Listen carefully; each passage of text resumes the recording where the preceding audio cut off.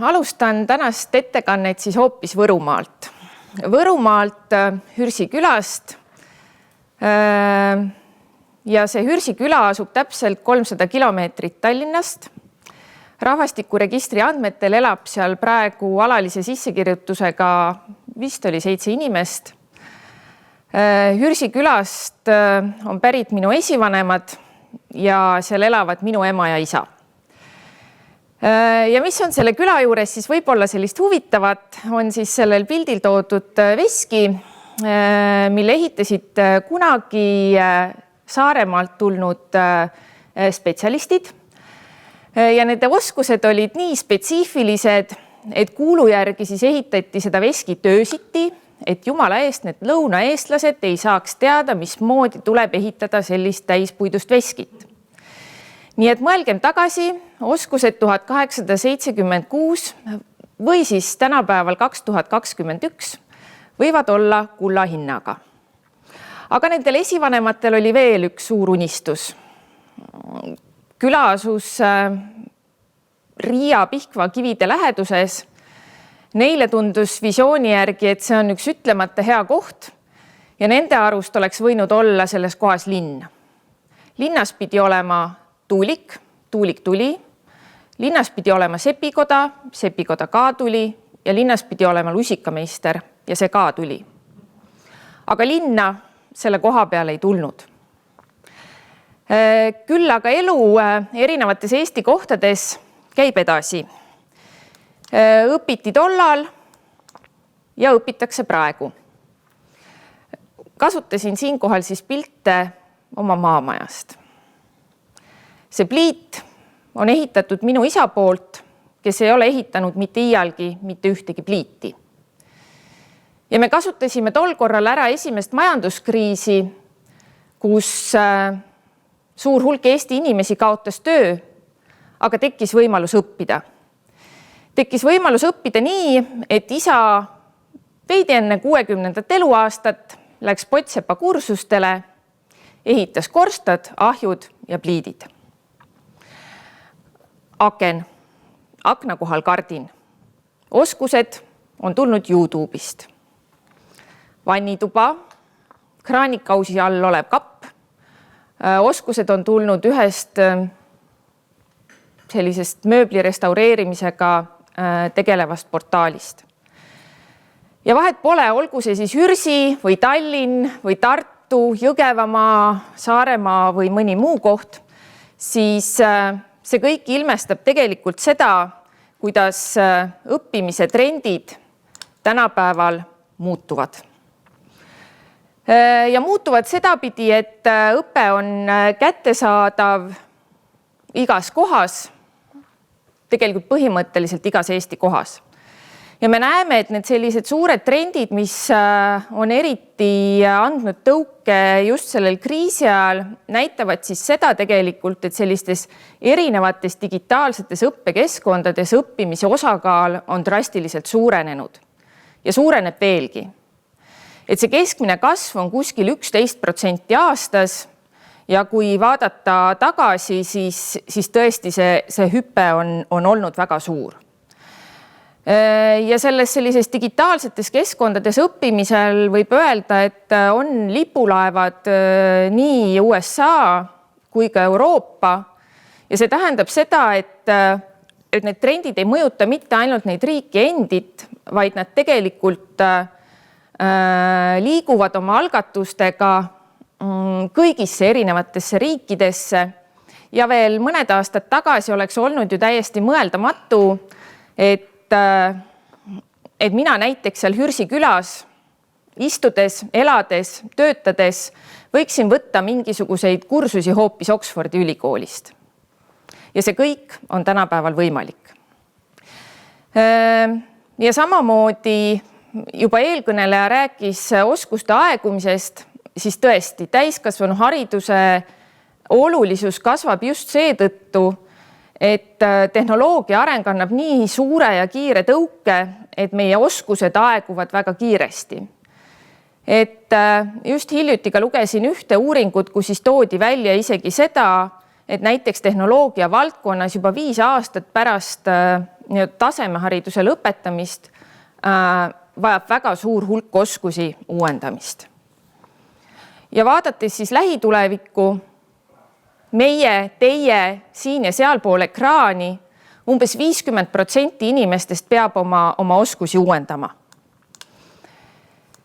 Ja missugused on need põhilised sellised trendid, mis mõjutavad nii õppimist kui ka sellist üleüldist suuremat arengut, siis selle suure sellise tehnoloogia katuse all võib välja tuua järgmised sellised väga olulised märksõnad. Ehk asjade internet, tehnoloogia areneb sedavõrd, et erinevad seadmed ja asjad hakkavad omavahel suhtlema. Ma ei tea, toome lihtsa näite, külmkapp suudab ja võib hinnata õige pea seda, mida just täpselt minu perel on vaja juurde tellida. Tekivad nutikad majad ja linnad. Näiteks võib olla sellised lihtsad näited, kus kogu liikluse areng liigub sinna suunas, et mitte ei ole ette reguleeritud foorid, vaid kõik toimub vastavalt sellele, kuidas parasjagu liiklus linnas on. Või siis ka lihtsalt üks mõnevõrra naljakas ja huvitav näide kas või sellest, et suurlinnades on probleemiks see, et eriti selliste suurte meelelahutusasutuste läheduses kipuvad mõnikord peomeeleolus inimesed WC asemel maja seinu kasutama. Siis ka siin on olemas tehnoloogilised lahendused, kus on võimalik seinad värvida selliselt, et kehavedelikud pritsivad tagasi inimese peale ja see suunab inimesed käituma soovitavas suunas. Nii et sellised väiksed, mõnikord naljakad, aga koristusteenustele olulise mõjuga tegurid on kõik teatud pidi läbi sellise tehnoloogilise arengu lahendatavad. Nutikad liiklused, nutikad terviseteenused, täiesti teistsugusel kujul meelelahutus ja üleüldse kõige selle areng meie õppimisele ja fookuse seadmisele. Ja me peame siis arvestama ka sellele, et see mõjutab kõike ka sedapidi, et tõesti teatud suured sektorid, kus praegu elavad või töötavad suur hulk inimesi, peab hakkama mõtlema pikas perspektiivis ümberõppimise peale. Ja tegelikult tasub ka siin mõelda nii kohaliku omavalitsuse vaatest, poliitikakujundajate vaatest, kas ja kui palju meil ühes või teises sektoris inimesi töötavad ja kuhu on siis pikas perspektiivis võimalik seda fookust ümber kujundada. Sest arvatakse, et ma ei tea, et juba 2027 isejuhtivad autod võiksid siseneda oluliselt turule. Kogu selline tehnoloogia areng mõjutab tavapärast kaubandust, pikas perspektiivis meditsiini. Ja seetõttu on sellised universaalsed oskused väga olulised. Et on tähtis see, et me suudaks ja oskaks probleeme lahendada, et me suudaks olla ennast juhtivad inimesed selles mõttes, et suudame hinnata, missuguseid oskusi meil on vaja, mida mul endal on vaja arendada. Aga selle kõige juures ei saa ära unustada seda, et inimene on nii-öelda see, kes on loov, kes peab suutma leida lahendusi, et tegelikult on inimene see igaüks meist, kes neid muudatusi eest veab. Ja kui vaadata 21. sajandi oskusi, siis need võibki jagada laias laastus selliseks 3 ehk baasoskused, võtmeoskused ja laiemalt siis meie enda sellised isikuomadused ja hoiakud. Ja selleks, et saada sellises tänapäeva kiirelt muutuvas maailmas hakkama, siis on väga oluline see, et meil oleks ikkagi hea kirjaoskus, arvutamisoskus, digioskused, ka finantskirjaoskus, millest on viimasel ajal päris palju räägitud ja võime ja oskus saada aru ka erinevate kultuuride omapäradest. Ja samamoodi siis võtmeoskustest, mis eelnevalt ka välja tuli, et kriitiline on oskus sõeluda välja olulist infot ebaolulisest. Ja on mõttekoht, et näiteks selle sama digioskuse poolest 10% Eesti inimestest ei ole kasutanud internetti, mis tähendab ka seda, et nad ei kasuta selliseid baasteenuseid, mis on neile ligipääsetavad ja 10% jällegi arvutesse pannes on peaaegu, ma ei tea, 100 000 Eesti inimest. Aga kui vaadata seda, et kas ja kuhu suunas me siis liigume ja kas täiskasvanud õpivad, siis õpivad küll. Ja õpivad ka sedapidi, et minnakse tegelikult elu jooksul omandama veel kas siis kõrgharidust või kutseharidust. Ja sellel slaidil toodud trendid tegelikult näitavadki seda, et nii kutsehariduses kui ka kõrghariduses õppijate hulk täiskasvanute seas on kasvutrendis. Ja kui vaadata seda, et ka siis inimesed osalevad ka mitteformaalses õppes ehk käivad kursustel, koolitustel, konverentsidel, siis aasta-aastalt me näeme ka siin väga positiivseid trende ja tegelikult üle 100 000 inimese aastas osaleb erinevatel koolitustel. Aga kui me vaatame seda, et mis toimub maakondades, siis see pilt on erinev. Ja pilt on selles mõttes regioonide mõistes erinev, et kui siin 2019 osales elukestvas õppes 20%, siis kui te vaatate seda jaotust maakondade lõikes, siis see lõhe on suur. Me räägime digilõhest, aga samavõrd hästi me võiksime rääkida täiskasvanuhariduse lõhest. Ja vaadates tulevikku, siis kindlasti see on üks mõttekoht, kuidas me koostöös kohalike omavalitsustega saame seda lõhet vähendada ja kas ja kuidas viia seda infot tegelikult erinevates Eesti piirkondades elavate inimesteni. Ja ka see on üks selliseid võtmeslaide kogu selle tehnoloogia arengu mõttes, et tegelikult peaks tööturule sisenejatest tulevikus umbes pooltel olema kõrgharidus ja kolmandikul kutseharidus. Aga Eestis me näeme, et meil on ikkagi jätkuvalt väga suur erialase hariduseta inimeste hulk. Ja kes siis lisaks kutse- ja kõrgharidusele tegelikult Eestis veel sellisel koolitusturul tegutsevad, siis huvitavad andmed on sellised, et äriregistri andmetel tegelikult ligi 5000 asutust on deklareerinud, et nad tegelevad oma põhi- või kõrvalerialana koolitusega.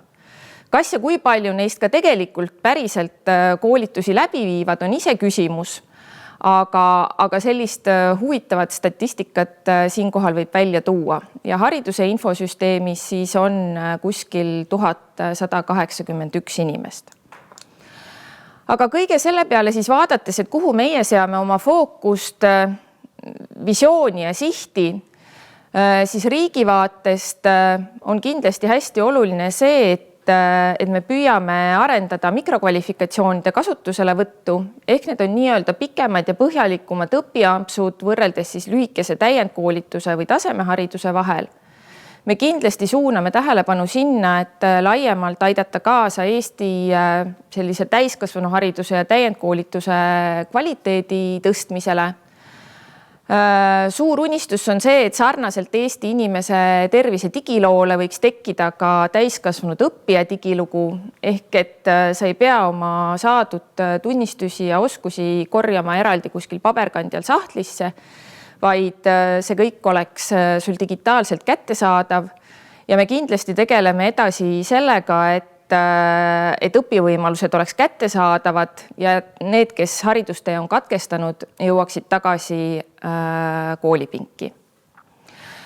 Ja sellest kohtadest, kuidas siis kohalikud omavalitsused saaksid sellele kõigele kaasa aidata, on kindlasti see, et anda hoogu ja toetada õppivat mõtteviisi, et me kohalikul tasandil ei too pilti ja ei edenda mitte ainult ma ei tea,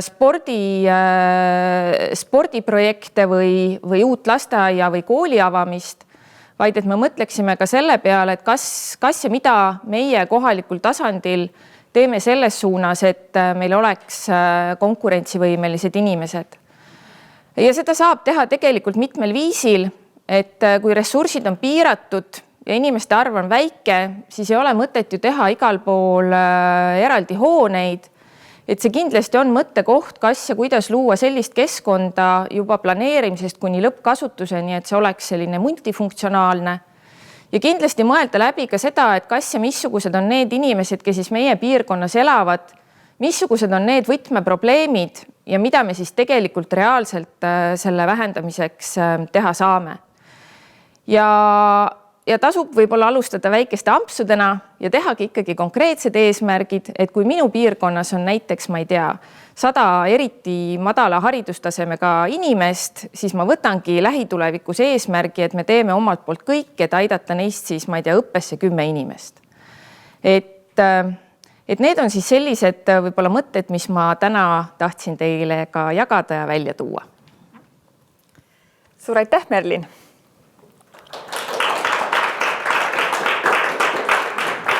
Meil on laekunud ka üks küsimus osalejalt ja Aksel küsib sellise küsimuse. Kas globaliseerunud digitaalses haridusmaailmas peab olema oma tugev koht ja väärtus ka eestikeelsel veebiõppel? Miks? Jaa, ma arvan, et peab küll olema ja peab olema seda sellel põhjusel, et kui me vaatame erinevaid uuringuid, siis see näitab tegelikult seda, et mitte kõigi eestlaste keeleoskusega ei ole asjad nii heal tasemel, et nad suudaksid igal pool ja alati õppida väljaspool. Nii et selleks, et Eesti erinevates piirkondades oleks selline täiskasvanuharidus kättesaadav, siis ma arvan, et see on üks selliseid võtmekohti. Ja olulisemaid suundi. Ja üks küsimus on veel laekunud ikkagi suur mure madalama haridustasemega inimeste pärast, keda Eestis ju statistika järgi on ikkagi väga-väga suur hulk. Ja Marika toob välja, et 200 000 madala haridustasemega inimest. Millised on riigi eesmärgid või sihid, tegevused, kuidas neid õppima meelitada? Oleme seda teemat tegelikult ka erinevate partnerite ja osapooltega arutanud, et kindlasti üks võtmekoht on siin üleüldiselt ikkagi sellise positiivse fooni hoidmisel, ehk me peame järjepidevalt tegema selles suunas tööd, et see info nende inimesteni üldse jõuaks. Et sellest, et ükskord öelda, et meil on, ma ei tea, sellised toredad kursused või mine tagasi kooli, et on täiskasvanute gümnaasiumid, et sellest ei piisa, et seda tuleb teha kogu aeg pidevalt süsteemselt. Teisipidi me peame vaatama, mismoodi see õpe toimub, kas ja kuidas need inimesed sinna õppesse saavad, kas see õpe on nii paindlik, et inimesed saavad seda oma töö, pere, eraeluga ühildada või tuleb seal ka teha selliselt muudatusi, et see muutuks kättesaadavaks. Nii et ma arvan, et nagu sellised erinevate tegurite koosmõju. Ja väga hästi tuli ka ettekandest välja tegelikult see kohaliku tasandi toetav mõtteviis siia juurde, mida kindlasti saab ju veel võimendada. Absoluutselt.